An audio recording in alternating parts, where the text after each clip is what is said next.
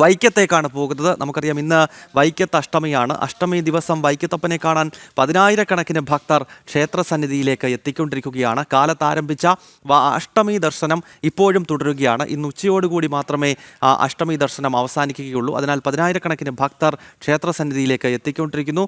വൈക്കം ക്ഷേത്രത്തിൽ നിന്നും അരുൺ കൊടുങ്ങൂർ തയ്യാറാക്കിയ പ്രത്യേക റിപ്പോർട്ട് കാണാം.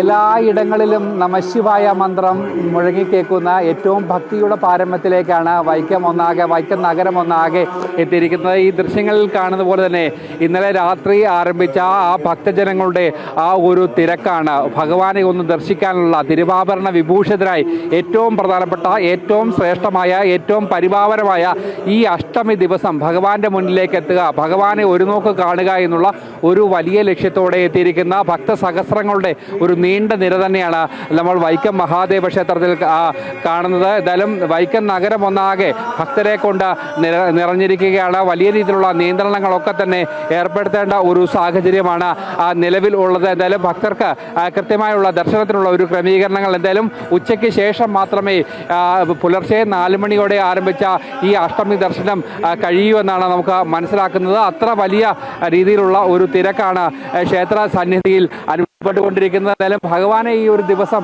ദർശിക്കുക എന്നത് ഏറ്റവും പരമമാണ്, ഏറ്റവും പുണ്യമാണ്. അതിൻ്റെ ഒരു ആത്മനിർവൃതിയിലൊക്കെ തന്നെയാണ് ഭക്തർ. എന്തായാലും ഈ ഒരു ദിവസം ഭഗവാനെ കണ്ടു തൊഴുക എന്നുള്ളത് ജീവിതത്തിലെ ഒരു അമൂല്യമായ അല്ലെങ്കിൽ മുൻജന്മ സുഹൃതം എന്ന് തന്നെ പറയേണ്ടിയിരിക്കും. തീർച്ചയായിട്ടും വൈക്കം എന്ന് പറയുന്ന നഗരം, ക്ഷേത്ര നഗരം, വ്യാഘ്രപാദ മഹർഷി എന്ന് പറയുന്ന ഒരു വലിയ ശൈവ സമ്പ്രദായത്തിൻ്റെ മഹർഷി താമസിച്ചിരുന്ന ഒരു ഇടമാണ്.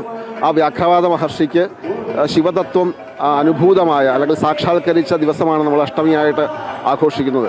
ആ സവിശേഷ ദിവസത്തിൽ ഇവിടെ എത്തുന്ന ആളുകൾക്ക് നമ്മുടെ ഉള്ളിലുള്ള ജീവൻ്റെ ഏറ്റവും ഉള്ളിലിരിക്കുന്ന ആ ശിവൻ എന്ന് പറയുന്ന ശങ്കരമായിട്ടുള്ള ആ സങ്കല്പത്തെ സാക്ഷാത്കരിക്കുന്നതിന് സാധിക്കും. അതിനു വേണ്ടിയിട്ടുള്ള ഒരു അന്വേഷണത്തിൽ ഇടപെട്ടിരിക്കുന്ന ആളുകൾ, സഹസ്രങ്ങളായിട്ടുള്ള ഭക്തന്മാർ വൈക്കത്തേക്ക് ആ ശിവസാക്ഷാത്കാരത്തിനായിട്ടാണ് ഈ ദിവസം ഇവിടെ എത്തുന്നത്.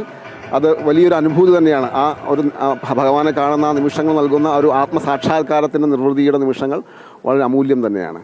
തീർച്ചയായും അത് തന്നെയാണ് വാക്കുകൾ കൊണ്ട് വിവരിക്കുന്നതിനപ്പുറത്തേക്കുള്ള ഒരു ആത്മീയ അനുഭൂതി. അത് ഈ ഒരു മണ്ണിലേക്ക് ഈ ഒരു ദിവസം നിൽക്കുക എന്നത് അതൊരു പരമമായ കാര്യമാണ്. ആ ഭഗവാന്റെ ഒരു അനുഗ്രഹത്തോടെയാണ് ഈ വൈക്കത്തുള്ള എല്ലാവരും ഈ ഒരു ദിവസം ഈ ഭഗവാന്റെ മുന്നിലേക്ക് എത്തും. അത് ലോകത്തിൻ്റെ ഏത് കോണിലാണെങ്കിലും ആ ഈ ഒരു ദിവസം ഈ മണ്ണിലേക്ക് എത്തുക എന്നത് ഏറ്റവും അവരുടെ ജീവിതത്തിലെ ഏറ്റവും അമൂല്യമായ ഒരു നിമിഷങ്ങൾ തന്നെയാണത്.